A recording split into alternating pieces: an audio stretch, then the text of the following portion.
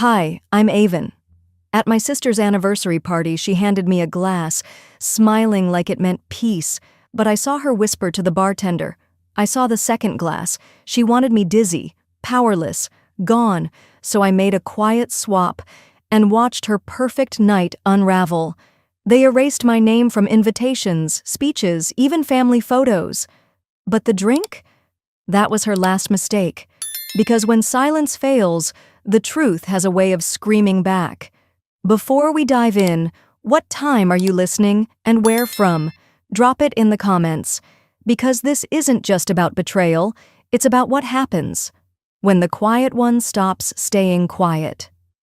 The message came through at 7:43 p.m. on a Thursday, family group chat. Valora had titled it, "A Night to Remember." I tapped the image, a pastel-hued invitation embossed with gold filigree. Please join us in celebrating Valora and Grant's 10th anniversary. I skimmed the list of hosts. Hosted by the Ridley and Thatch families. No mention of me, not on the host line, not in the RSVP block, not anywhere. I stared at it longer than I should have. My name wasn't forgotten, it was deliberately omitted. Then Mom chimed in with a heart emoji and, "Can't wait to see everyone all dressed up." My chest tightened. Everyone. I guess that meant everyone else. Still, I typed, "I'll be there." Not because I wanted to be, but because I had to be. That's what dignity looks like sometimes, showing up where you're clearly not wanted and walking in with your head high anyway. By Saturday, I had booked the hotel myself, drove alone, no +1. Not that anyone asked. Charlotte looked the same, polished, polite, like Valora. Every corner of the city felt like it had been arranged for Instagram. Neatly planted flower beds, brushed sidewalks, smiling doormen. But that night, nothing looked more manicured than the golf club they'd rented. Colonial pillars, valet service, and soft jazz playing live near the entrance. I stepped out of my rental car in a charcoal dress. Nothing flashy, nothing too quiet either. I walked past two young girls posing by the hydrangeas. One of them whispered, "Is she one of the caterers?" I didn't flinch, just kept walking. Inside, the room shimmered. Valora's favorite palette, dusty rose, ivory, and pale gold, wrapped the space like a bridal boutique ad. Waiters passed around champagne flutes topped with berries. A string quartet played something light but expensive. I paused near the seating chart, fingers trailing down the columns of names. I found hers, her husband's, even Mom and Dad's neatly penned in calligraphy beside main table. I wasn't there. Then I saw it. A folding chair, not the upholstered kind everyone else had. This one was plain, metallic, stuck near the swinging doors leading to the kitchen. On it was a napkin, not silk like the others, but a disposable square, folded in an uneven triangle. There was a card beside it. Avon R. Just my first name, no title, no warmth. I stood there for a moment, watching a waiter squeeze past carrying shrimp cocktails. The door behind him creaked and released a wave of kitchen heat and garlic. I sat down without a word. I crossed my legs, smiled faintly, took a slow breath. This wasn't a mistake. This was a message, a quiet one, the kind that hurts louder than a scream. 20 minutes passed. The music changed. Conversations buzzed around me like bees avoiding a flower they didn't want. Then came Valora, pastel silk, hair swept like a pageant queen, smile practiced to perfection. She approached, glass of Prosecco in one hand. "You made it after all," she said. "Not warm, not cruel, just enough to bruise." "Wouldn't miss it," I answered. She leaned in, air kissed the side of my cheek, and vanished into a cluster of people laughing too loud. Grant followed behind her, pausing briefly. "Hey, Av," he said, not quite looking at me. His cologne hit first, then a half hug I didn't ask for. "Hope you found your seat." "I did," I said quietly. "It was exactly where I expected." He smiled like he didn't hear me and walked away. I let my eyes wander the room. Each table had a centerpiece, peonies, floating candles, and napkins folded like orchids. Clean, proud shapes. Mine was folded into a small iris. A mistake? Or a symbol? I couldn't decide. But I remembered something Valora once said when we were girls. Iris means goodbye, doesn't it? I picked up the napkin slowly, fingers tracing its cheap fibers. Goodbye. Maybe that's all this had ever been. I didn't eat much, just nursed my glass of water, the only one on my table. No one else came to sit with me. A little girl with curls peeked at me from behind her father's leg. I smiled, but she said, "Daddy, why is that lady sitting alone?" He looked embarrassed. "She's family, sweetie, I think." She wrinkled her nose. She wasn't even on the list. And that was when I realized I hadn't just been forgotten. I'd been removed. And I didn't turn around. I didn't need to know who said it. She wasn't even on the list. Because the truth had already found its way into my chest. It settled there, cold and certain, like a stone sinking in water. The room dimmed. A soft chime rang through the air, calling everyone's attention toward the head table. Someone lowered the lights while a projector flickered on. I watched the glow dance along the walls, casting brief shadows of crystal glass and raised forks. Valora and Grant stood, arms around each other, beaming as if they were carved out of some magazine editorial titled Happiness Curated. 10 years, Valora began, her voice clear, smooth, confident.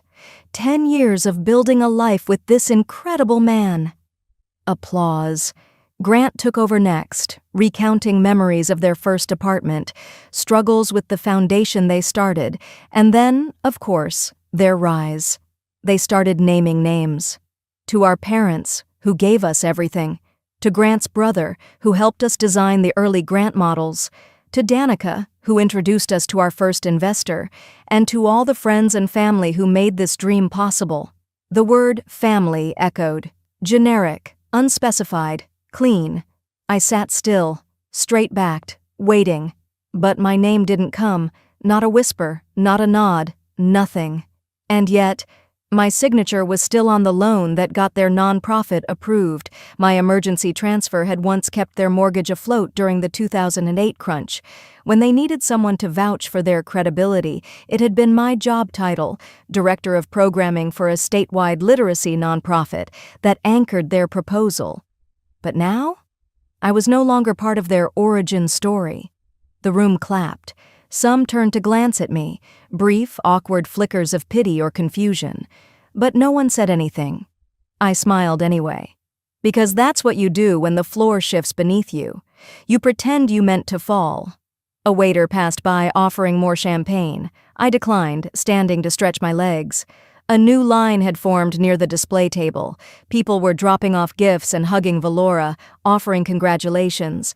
I kept my distance, observing from the side, until I noticed the box, the one I had spent 3 weeks planning.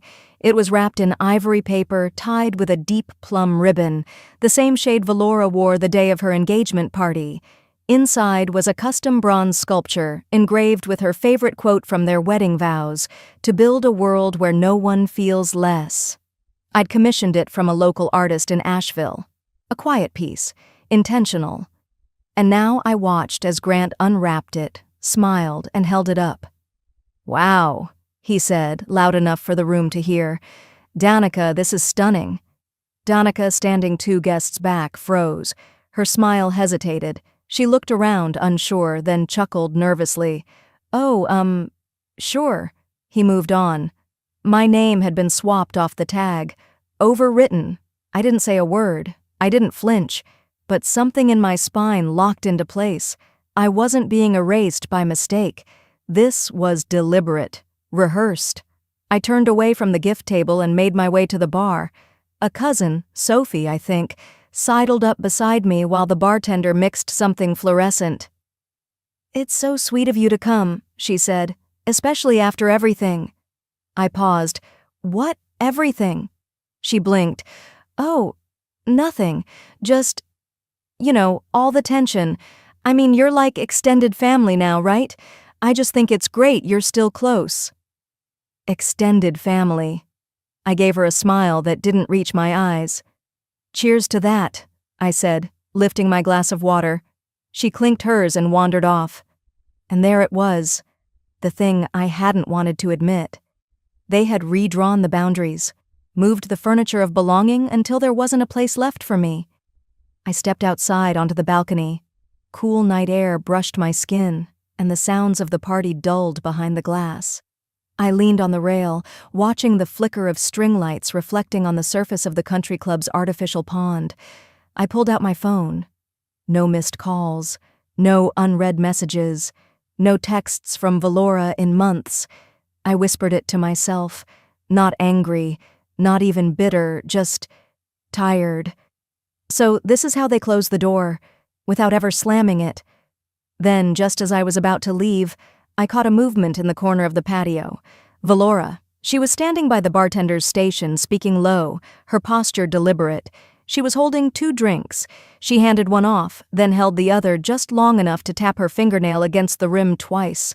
The bartender nodded, and that's when it hit me. I stepped back inside, the echo of laughter greeting me like a slap I didn't flinch from. Valora was exactly where I'd left her, just past the corner of the bar, poised in a way that made it look casual. Except I knew her tells, the tilt of her head, the way she pressed her lips when she wanted something to go unnoticed. She caught my eye, smiled wide, and raised a glass. "Special blend, for you," she said sweetly, walking toward me and pressing it into my hand like a peace offering. The glass was chilled, rim kissed with a sliver of lime. Valora held onto it a second too long before letting go. Her tone was light, but her eyes, those never learned how to lie completely. I returned her smile with one of my own, just as practiced. "Thanks," I said, curling my fingers around the glass as if it were any other drink, as if this were any other night. "Enjoy. It's a favorite here," she added, then turned away without waiting for a toast. I nodded and slipped toward the corridor near the side exit, raising the glass in a silent gesture of thanks to a passing waiter, as if I had every intention of joining the crowd again. I didn't. Outside again, I moved into the shadows just beyond the terrace heater. The breeze had cooled further. I exhaled slowly, listening to the muffled jazz rolling out from the banquet room. Through the paneled glass, I saw her. Valora hadn't moved far from the bar. She wasn't laughing, wasn't mingling. She was watching me. Not in a casual way, not like someone happy to see her sister enjoying the party. It was the kind of stillness that came when you waited for something very specific to happen. My drink was still in my hand, and that's when I knew. I walked back inside. Grant was distracted at the opposite corner, chuckling with one of his friends, a full drink set just behind him on the table where he'd left it. I glanced around. No one was looking. No one ever really looked when it came to me. With a flick of the wrist, I set mine down beside his and swapped the two, quick and smooth. His had condensation along the rim, untouched. Then I stepped back, picked up Grant's drink, the safe one, and took a small sip. Citrusy, bland, ordinary. Music swelled in the background. Someone called out for a toast. I rejoined the room like nothing happened, moving through the currents of chatter with calm ease. 45 minutes passed. Valora's voice echoed from somewhere near the stage, laughing too loud at something that wasn't funny. I didn't look at her. I watched Grant instead. He was in the middle of a story about their vacation in Napa when his face shifted. His hand touched his chest first, then his abdomen. He blinked rapidly, looked confused, sweat gathered on his temple, quick and sudden. "Babe," he murmured, and stumbled forward a half step. People looked up, a few chuckles. Then the room paused. He hunched slightly, a gasp. One hand gripped the back of a chair. "I need a minute. Bathroom," he muttered, already moving. Guests parted. Someone asked if he'd had the shellfish. "It's probably the crab cake," said Diane, sipping her cocktail without missing a beat. But I knew better. Valora's face had changed. Not enough for most to notice, but enough for me. Her smile, always sharp, now seemed locked in place. Her eyes darted, past me toward the table to the glass I had never touched. She stared at it for a second too long, then her gaze flicked back to mine. I didn't blink. I didn't smirk. I simply watched her watch the mistake unfold. In real time. In that moment, she realized what I'd done. and I realized just how far she'd go. I slipped quietly toward the hallway, the one leading to the bathrooms, less because I wanted to check on Grant, more because I needed space. But as I passed the coat rack near the back, I overheard them. 2 women, older, dressed in soft tones. They leaned in close, whispering like schoolgirls in a scandal. "Did you hear?" one said. "She's unstable. She's done things before." The other sighed. "It's sad, really. You try to include people, but there's always one." I didn't stop walking. I didn't need to ask who she was. I stepped outside through the staff exit and pulled out my phone. There were no missed messages. Still nothing from Valora. I opened a blank text and typed 4 words to myself. Save the glass. Now. And then, as the night pressed in around me, and the music inside kept playing like nothing had happened, I let the silence settle again. I hadn't drunk the poison, but I tasted the truth, and it was enough to burn. I walked back in, slipping into the edges of the crowd as if nothing had happened. The glass was long gone, left on the ledge behind the terrace heater, exactly where Valora's eyes had landed when Grant stumbled away. I didn't feel triumphant. Not yet. I just felt alert. Grant reappeared about 15 minutes later, face pale, but now smiling like nothing happened. He pulled at his collar, took small sips of water, and leaned close to Valora as if to reassure her he was fine. She nodded, touching his wrist, her smile rigid. The event was rolling on as though no one had noticed. The MC, one of Grant's old college buddies, tapped the microphone with a bit of flair. "All right, everyone, since this is a celebration of love and endurance, let's open the floor to some family memories. Anyone brave enough?" A few scattered chuckles. To my surprise, Grant raised his hand, a little unsteady but eager. "Why not?" he said, making his way toward the stage with his drink in hand. Valora didn't stop him, but her expression shifted. Not alarm, not approval. Something else. Like she had just realized she'd forgotten to rehearse this part of the script. He took the mic and laughed awkwardly. "You know, when you've been married 12 years, the stories pile up." A few polite laughs. The room leaned in. Grant's voice turned warmer, a little thick, like the alcohol hadn't quite left his system. "There was this one time? Our business was on the ropes. Really bad. Valora and I were, honestly, we were in over our heads. We'd gone too far, too fast, and it was Avon." He turned his eyes toward me. It was Avon who saved us. The room froze, like someone had cut the background music without warning. She wired the money, no questions, no judgment. Valora didn't even want to ask her, but Avon said yes before we even finished explaining. He smiled. "I've never forgotten that." I didn't move. My wine glass stayed anchored on the table, fingers loose around the stem. Every head had turned now, toward me. It was quiet in that strange way, like the moment right before thunder. Then, a round of awkward claps, some murmurs, a cough from the back. Valora's eyes were locked on Grant, her smile gone.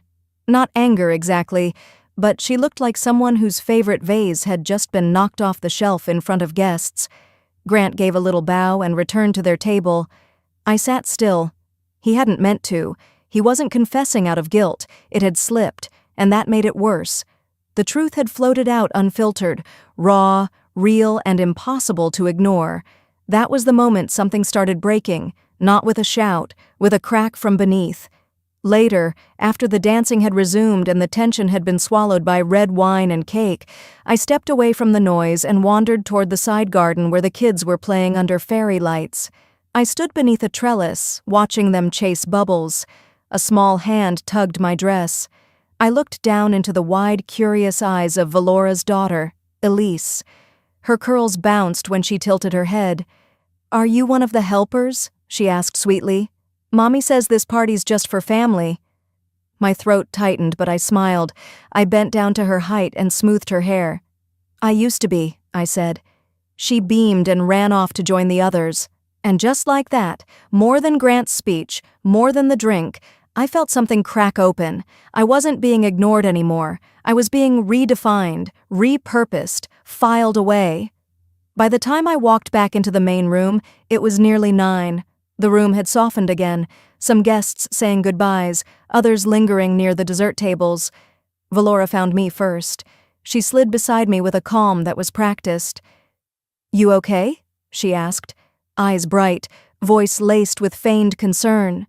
"I'm great," I said, letting my words hang.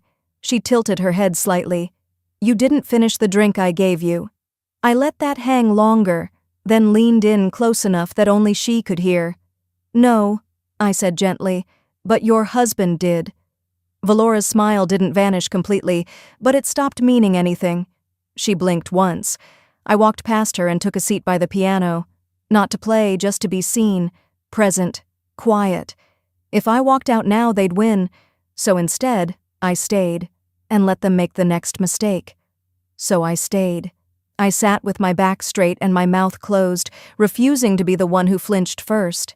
I watched the room shift back into laughter, watched plates of lemon tart pass, watched Valora sip from a fresh glass of wine as if nothing had happened, until it did. Just before the final toasts, just as someone was dimming the lights again for a closing montage, Valora stood.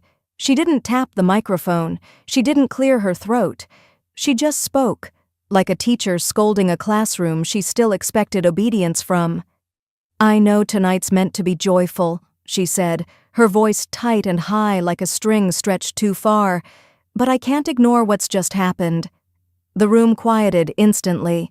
Forks paused mid-air. Even the quartet lowered their instruments. She looked down, nodded toward Grant, who still looked pale, and placed a hand over her heart. My husband almost collapsed. Something was not right, and we've traced it back to the drinks. She didn't say my name. She didn't have to. I gave someone something kind, a gesture of trust, and she, her voice cracked, just a little, enough to sound rehearsed, turned it into a weapon. Gasps bloomed like poppies. Someone dropped a spoon. Grant's face dropped further into confusion. He shifted in his seat, half recovering from whatever was still crawling under his skin, and opened his mouth, but closed it again. She hadn't cleared this with him. All eyes turned to me, and I realized this was always the plan. Or maybe not always, but once she saw Grant fall apart, she adjusted. She sharpened the story. She needed a villain. So here I was. I didn't rise. I didn't speak. I kept my hands folded in my lap, and for the first time that night, I let myself feel it fully, the weight of collective silence. No one spoke up for me. Not Grant, not Diane, not even my own father, sitting 2 tables down, eyes trained on his folded napkin like it was scripture. This was the real drink they handed me. Humiliation. Served cold, in front of everyone. The MC, visibly rattled, tried to redirect after a few beats. Well, okay then. Maybe we should get back to the slideshow and, celebrate a little more. It was clumsy. It worked, for now. I slipped out, not because I was running, because I needed to breathe. Down a side hallway near the AV station, a kid in his 20s was hunched over a laptop, fiddling with the projector's playlist. He looked up as I passed. "Hey, wait, you're Avon, right?" I nodded. "I think I've got you in the system. I had you." He turned the laptop toward me. "Valora gave me the final photo set, but I thought I remembered seeing you in some of the earlier versions." He clicked through the photos, one after another. Family barbecues, 4th of July, hospital visit after Dad's heart scare, and I was gone. Not cropped, not blurred, removed. In one picture, my shoulder was still visible, awkward, like I'd been in the way of something prettier. But everything else? Gone. "That's not a mistake," I whispered. He said nothing, just looked awkward, like a waiter who'd just spilled something on a widow and didn't know what napkin to grab first. I thanked him and left. I found the nearest women's room and locked myself in the farthest stall. No sobs. Just release. Tears came, fast, hot, but my hands stayed clenched. I looked at myself in the mirror when I was done, eyes puffy, lip trembling, hair immaculate. "This is what erasure looks like," I said out loud. And then, my phone buzzed. Unknown number. Just a single message. "I saw what happened, and I have footage. It's not the first time she's done this." No name, but it was enough, because just like that, the story shifted. Not in their favor. Not this time. After I wiped my eyes and steadied my hands, I stepped into the hallway where voices still buzzed and heels clicked like nothing had shifted. But for me, everything had. And something about that message, that one message, lit a part of me that hadn't burned in years. I slipped into the coat closet, closed the door behind me, sat on the bench, opened the video file. It loaded slowly. My thumb tapped against my knee, not out of nerves, but timing. The screen flickered. A silent video began. Dimly lit bar. Valora. In that signature silk dress. Back to the camera, but her profile unmistakable. She pulled something from her clutch, tipped it quickly into a flute of champagne, spoke to the bartender leaning in. He nodded. She looked around, then gestured toward the dining area. The timestamp didn't lie. 8:42 p.m. Exactly when I saw her offer the drink, just for me. Another clip followed, Grant, mid-laugh, accepting the flute, tipping it back in one swift, celebratory gulp. A third clip. Valora, off to the side, speaking to a woman I didn't recognize, her hand fluttering as if dismissing something. She was supposed to be too dizzy to ruin anything. I paused the video, stared at the screen. I should have felt rage, but what I felt was precision, clean, cold, like everything that had been swirling finally snapped into a line. My phone buzzed again. This time, no name, but a second message. "Check your investments." I already knew where to look. I'd helped Grant get that business off the ground years ago. Wrote the first check myself. Not because he asked, but because Valora looked me in the eyes one night over dinner and said, "If this works out, it'll lift us all." Back home, I'd filed the originals, but I had a scanned copy of the initial agreement saved in my cloud. I opened it. My name, clear as day. Avon Ridley, 33% silent investor. Then I pulled up the updated version from last year when they refinanced. No mention of me. Just a footnote from the lawyer. Per your request, removed silent investor reference, June 2021. I didn't feel dizzy. I felt documented. My mouth went dry, but not from grief, from clarity. I wasn't just being cut out socially. I'd been erased on paper, legally, intentionally. I stared out the tiny slit of light beneath the closet door. Then I called my lawyer. "Save that video," I said, keeping my voice low and flat. Quietly. She didn't ask questions. Next, I clicked the number that had sent me the file. It rang twice. Then, "Avon?"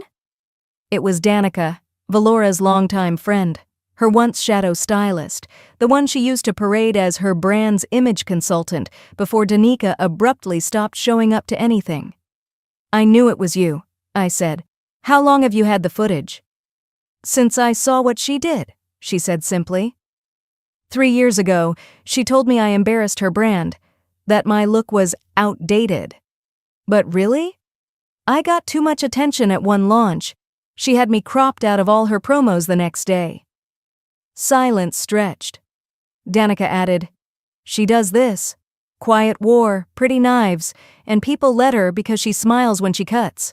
I didn't say anything for a moment. Then, "Will you testify?" "I already hit record," she said. A pause, then a click. I didn't smile. I just exhaled, because when someone builds a life by editing people out, they forget one thing.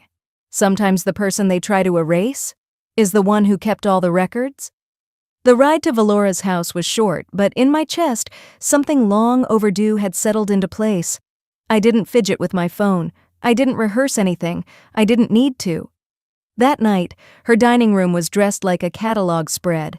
Muted florals, soft candlelight, name cards etched in cursive, 6 chairs, carefully chosen guests, the illusion of harmony. I stepped in, offered a polite nod to our parents, and sat across from Valora. Grant barely made eye contact. Danica arrived last, quietly slipping into her seat with a tired smile. She didn't bring a gift. She didn't need to.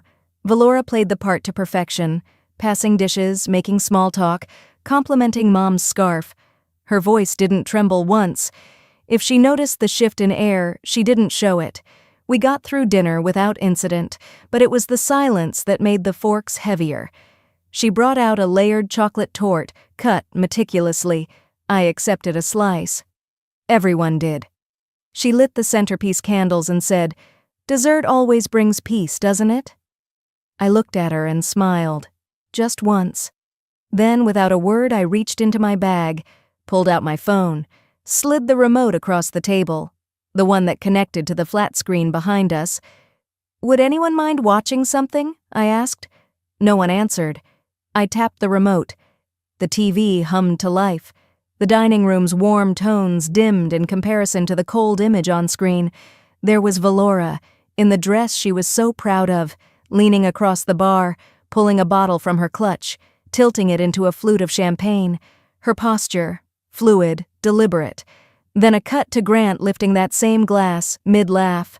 The screen froze as he swallowed. The last clip? Valora whispering to a woman off frame. She was supposed to be too dizzy to ruin anything. Silence. Dad's fork clinked against his plate. Mom's face drained color. Danica never looked away from the screen. Grant's chair creaked as he leaned forward. "What is this?" Valora's voice broke. "It's fake. People can edit anything nowadays. You know that." Danica calmly reached into her purse. She slid a folder across the table, slow, certain. Inside, screenshots with timestamps, metadata, a copy of the full uncut video file with chain of custody documentation, and a printed letter, Valora's handwriting, dated 2 years ago from one of her therapy sessions. I'd read it before. I struggle with the need to control how others see Avon. She was always too quiet, too capable. I couldn't stand it. Valora's mouth parted, but no words came out. I let the moment breathe, then said, "I'm not here to destroy your life, Valora, just to reclaim mine." She looked at me like she didn't understand the language I was speaking. Maybe she didn't. Not really. Dad didn't speak. He just pushed his plate away. Mom whispered, "Valora, how could you?" Grant rose from his chair but said nothing. His hands trembled slightly. Danica stood next. She placed one hand on my shoulder. "You ready?" I nodded, picked up my bag, paused at the doorway. "This was never about revenge," I said. "It was about visibility. I was never the problem. I was just inconvenient." No one followed us. No one told us to stay. And for the first time in a very long time, I walked away from that house without wondering if I should have done something differently. I never expected the silence to last, not in Valora's world. 3 days after the dinner, my phone pinged with a video link, anonymous, sent from an account called Ridley Family Truth. The thumbnail alone made my stomach drop. It was me, crying. Not recent, not real. It was a clip from 6 years ago recorded during a panic attack after Mom's surgery.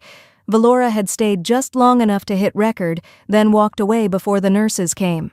And now the caption read, "Unstable sister ruins family legacy. Again." It had been cut down to 20 seconds, no context, no audio beyond my ragged breathing, and it was gaining traction. Likes, reposts, comments like, "Why is she always the victim?" or "Someone get this woman help." I knew the handwriting behind it, even if it came from a fan account. Valora's fingerprints were all over it, the phrasing, the timing, the cruelty dressed in polished branding. She couldn't undo the video from the dinner, so she tried to bury it in a different narrative, one that cast her as the composed older sister forced to endure her dramatic, broken sibling. It worked, at first. My inbox filled with passive-aggressive questions from board members at my nonprofit. "We're just checking in. Is everything all right mentally?" I saw something online that concerned me. "Are you safe?" I didn't answer them immediately. Instead, I opened my drive. I pulled the uncut security video. I pulled the scanned investment documents, every check stub, every contract with my name quietly erased. I pulled the therapy letter Valora once left in a shared folder back when she still believed in healing. "If she ever speaks, we're done," she'd written in a voice memo after an argument. I'd kept that too.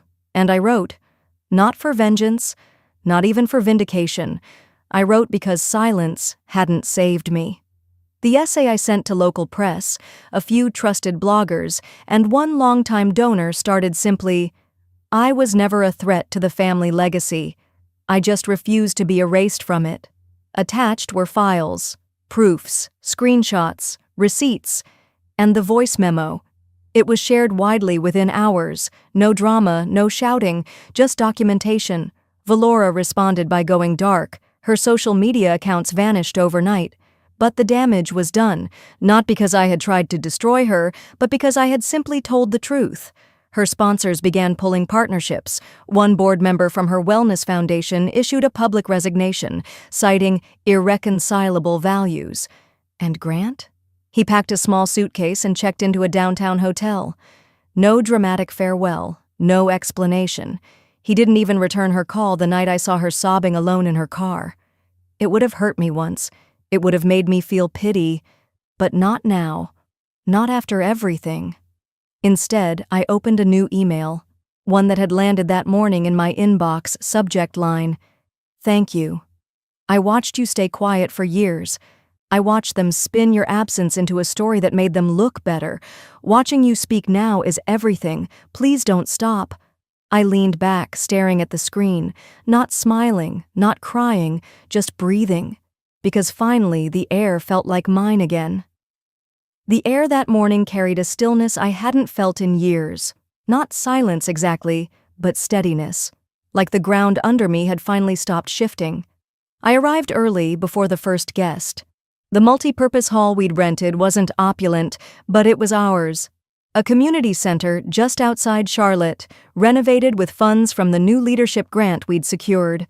This wasn't about press or applause. It was about what came next. The chairs were already arranged in a wide circle, sunlight filtering through the high windows. On each table sat stacks of handouts, fresh notebooks, and something I'd personally folded late into the night. An iris napkin. Not an orchid, not a rose. A folded iris. Simple, resilient, quietly intricate.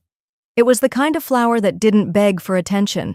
It just stood, grew, returned. The first guests arrived slowly, women mostly in their 40s and 50s, some older, a few younger. You could see it in their posture, the weight of too many years being interrupted, talked over, dismissed. A few had come alone. Others clutched tote bags like armor. I welcomed them by name, one by one. No one was forgotten. By the time I stepped up to the small podium we'd set up near the front, every seat was filled. I didn't use a microphone. I wanted my voice to meet them without filters. "Thank you for being here," I said, steady, clear. "This room is built by women who know what it feels like to disappear, and choose not to." I paused, watching eyes meet mine, some blinking back tears, others just nodding. "This isn't a speech," I continued. "It's a beginning." There was a ripple of quiet agreement, and then, because the universe loves irony, a floral delivery was brought in. Purple irises, no card at first, just a blank envelope. I opened it. The message inside was handwritten. "You stood still when the world pushed. You chose to walk forward." No signature, just the handwriting I recognized. Elegant, careful, Valora's. I set it aside on the podium. I didn't read it aloud to the group, but later, during the break, someone asked. So I did, and then I tossed it in the recycling bin. I didn't need to keep it. A closure doesn't always mean forgiveness. Sometimes it just means the door no longer opens both ways. As the event wound down and most people had left, I stayed behind, tidied up, walked the room once more.